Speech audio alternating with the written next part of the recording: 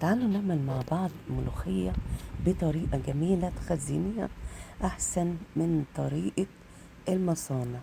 جميلة جدا، صحية، رهيبة، تعمل معاكي كمية كبيرة. يعني عايزة أقولك الكيس منها يعمل كيسين من اللي بره.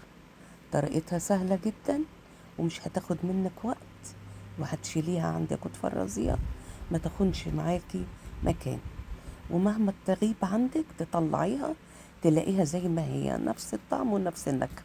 جبت عندي الملوخية، غسلتها وقطفتها، وبعدين جبت عندي المية هحط فيها ذرة كربونات، ذرة على طرف المعلقة. جيبي بقى الملوخية كلها وحطيها فيها، تنك حطي كده في الملوخية، وبعدين تبقي تسقطيها كده بمعلقة. شفتوا اهو، بنزلها جوه بمعلقة. تفضلي بقى تنزلي لغاية ما تنزل كلها. أول ما تبدأ تقلب، شوفوا هي بدأت تغلي من الحرف. خلاص كده اهي. هنبدأ بقى نحطها في مصفى ونشطف. نجيب الخلاط ونحط مية، ما تحطيش كتير زي، تحطي حبة صغيرين حبة صغيرين عشان ما تدوخكيش في الفرن. خلاص كده بصوا فرمناها في الخلاط. بتفرميها بتردد، ما تفرمهاش مرة واحدة عشان الطعم بتاعها يبقى حلو. يلا بينا، بصوا جبت السلطانية وهوريها لكم.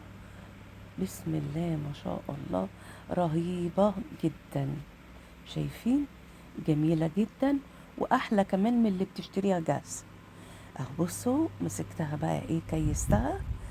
بصوا ما شاء الله تبارك الله، عملت عندي 6 اكياس.